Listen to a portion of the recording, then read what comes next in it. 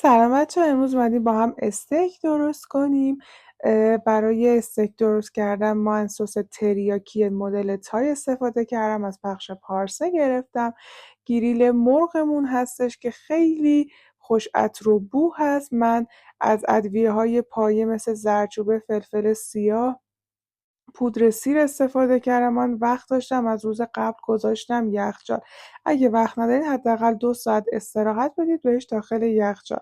توی صفحه گریلمون آمادش میکنیم، میذاریم کمی سرخ بشه، بعد از اون برش میگردونیم. این روش هم کاملا میذاریم سرخ بشه. 10 دقیقه یک ربع کافیه.